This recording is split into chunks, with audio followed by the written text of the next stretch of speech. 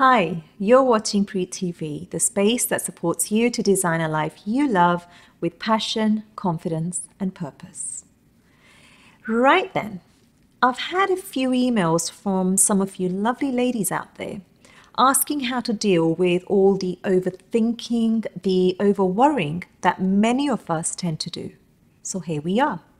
It's time to get over it, ladies, and move on.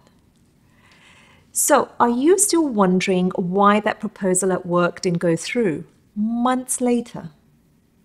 Are you still thinking about what his mother said to you that day? Are you still thinking about your siblings' poor spending habits? Well, you have the power to stop it.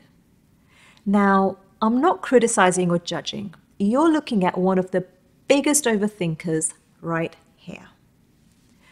It used to take me a lot longer to get over things in the past. Now, no way. Today, I've got a lot more tools at my disposal to assess the situations in a healthy way so that I can move on. And it's these tools that I'm going to be sharing with you in today's episode.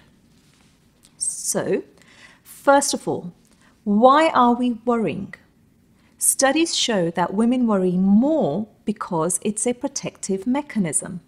Somewhere in our deep subconscious, we believe that if we think of it all now, we'll prevent a disaster from happening in the future. But how many of us take this too far? How many of us worry ourselves sick without actually doing anything? I would say quite a few.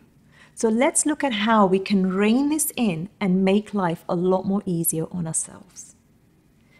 First up, put it into context. We're going to start with an example of a little worry that we ladies all have from time to time, skipping that gym or exercise session. I reckon if we did a survey of what women are stressing about today, right now, this would be right up there. Okay, so let's put it in context and keep it simple. Why didn't the gym session happen? Was it because you needed the time to get on with a work project? Did you have another personal commitment? Were you helping someone perhaps? Were you just too exhausted and just didn't have the energy? If you look at the event in the context of your whole week, it's more than likely you had to let something go to stay in balance. And that's a good thing. You probably made the right decision. It's not because you're a failure or you're an idiot or you're lazy or you're just simply fat. So don't go there, ladies. Remember to keep the perspective. And that one missed gym session does not a good girl ruin. When I can't stick to my exercise routine, I always look at the whole period of time and often realize it's no big deal and that most of the time I did what was best. So don't spend another minute thinking about it. Put it in context and get over it. Number 2, stop trying to control everything. Let's take another example. You're doing up your kitchen and it's not finished despite the schedule being laid out months in advance. You've done everything you can, paid the work guys, gave them tight plans, you gave them endless cups of tea and even let them in early every day. So why isn't it finished? Ugh! Well, I can't tell you why it's not finished, but I can tell you that some things are just out of our control. And you are not a victim of that situation. Feeling victimized by either a project or people involved is not going to get it finished. Is it going to help you deal with your other commitments? No. This is not happening because the workmen hate you or because you don't deserve a good kitchen in your life. So think about this. Have you done everything you can to make the project happen? If so, let it go. Have you expressed your feelings about it? Great, then let it go. Does your focus really need to be somewhere else? Yes, so go there. Not only will you feel less anxious, but you'll feel elated that you're getting on with other things instead of just having one setback control your life. understand that you can't control everything out there. Got it? Good. Number 3, recognize where you can be. None of us like an interruption or an unexpected break in our plans. I get that. We set out to do it like this, so we're going to do it like this. But sometimes it just happens, right? Maybe it's even necessary. And that's what this is about, breaking routine and being able to maneuver ourselves around the obstacles.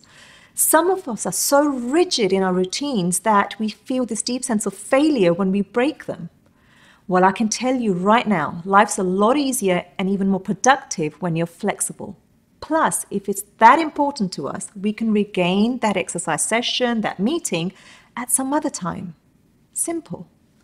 Now, as a final tool, I want to tell you about timed worrying.